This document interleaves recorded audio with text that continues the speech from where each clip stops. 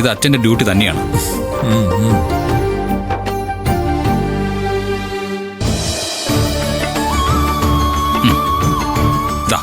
ഇത് മുത്തശ്ശിക്ക്.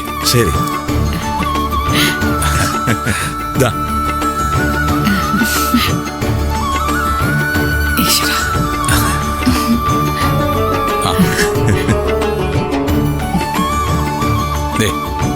ഇത് അച്ഛന്.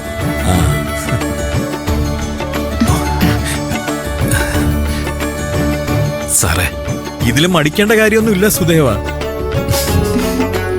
ഇത് തരാൻ പറയുന്നത് തന്റെ മരുമകനാ. വാ.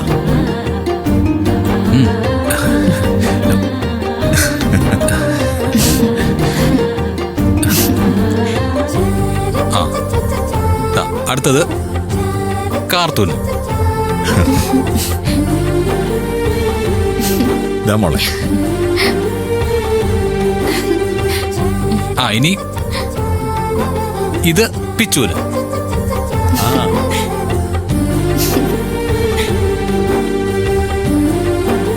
പിന്നെ എല്ലാവരോടും ഒരു കാര്യം, എനിക്ക് കടയിൽ ചെന്ന് അധികം ഡ്രസ്സ് എടുത്ത ശീലമില്ല, പ്രത്യേകിച്ച് പെണ്ണുങ്ങളുടെ ഡ്രസ്സ്. എനിക്ക് തോന്നി ഞാൻ എടുത്തു. അതുകൊണ്ട് സന്തോഷമായിട്ട് ഇരുന്നോണം, കേട്ടല്ലോ. ഏട്ടനെടുത്ത നല്ലതായിരിക്കും, ഞങ്ങൾക്കറിയാലോ. അങ്ങനെ പറഞ്ഞാ പോരല്ലോ, രണ്ടുപേരൊന്ന് എടുത്തു നോക്ക്.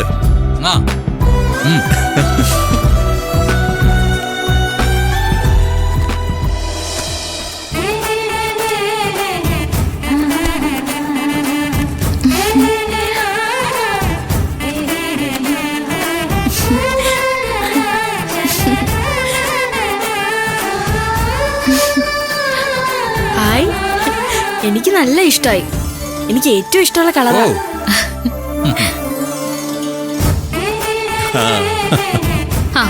അപ്പൊ സാറ് ജയിച്ചു. നിനക്കോ? എനിക്ക് നല്ല ഇഷ്ടമായി ചേച്ചി, നല്ല സെലക്ഷന്. അപ്പൊ പിന്നെ ഇനി സാറിന് ധൈര്യമായിട്ട് ഡ്രസ് എടുക്കാൻ വിടാം. എല്ലാരും ഓക്കെ ആയല്ലോ. അല്ല, ഇവർക്കൊക്കെ വിഷുവിന്റെ കോടിയെടുത്തു, ഇനി നിങ്ങൾക്കൊന്നുമില്ലേ? ഞങ്ങൾക്കും ഉണ്ട് അച്ഛാ, പക്ഷേ അതിനു മുമ്പേ അച്ഛനുള്ളത് തരാം. എനിക്കും വാങ്ങിച്ചോ? പിന്നല്ലാതെ, അച്ഛൻ ആഘോഷിച്ചാലല്ലേ നമുക്ക് വിഷു ആഘോഷിക്കാൻ പറ്റൂ. നന്ദിനി, ഇനി അച്ഛന്. ഇത് അച്ഛന് കൊടുക്ക്. അയ്യോ, അത് വേണ്ട, അത് സാറിന് കൊടുക്ക്.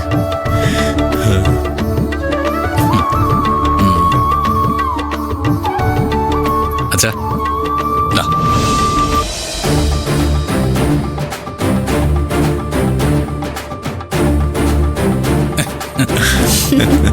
My sweet daddy.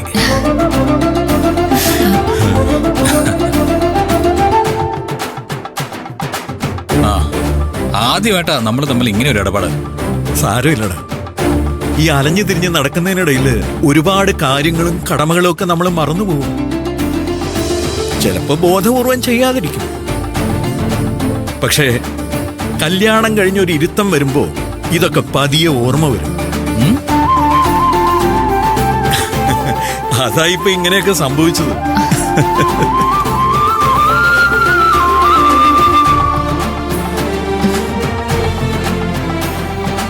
ഇത് സാറിനുള്ളതാ. ഞാൻ കൊടുക്കണം. വാങ്ങിച്ചോ. താങ്ക് യു അച്ഛാ.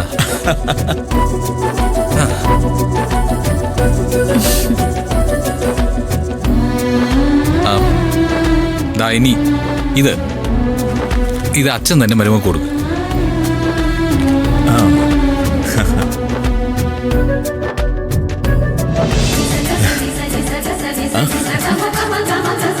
മോളെ, നന്നായി വരട്ടെ മോളെ. ഈ വിഷു ഇന്നും എന്നും നമ്മുടെയൊക്കെ മനസ്സിൽ നിൽക്കണം. വാങ്ങിച്ചോ. ചേച്ചി, ഏട്ടനെടുത്ത ഡ്രസ് നോക്കിയില്ലല്ലോ. അതൊക്കെ ഞാൻ പിന്നെ നോക്കിക്കോളാം. അതൊന്നും പറ്റില്ല ചേച്ചി, ഇപ്പൊ തന്നെ നോക്കണം.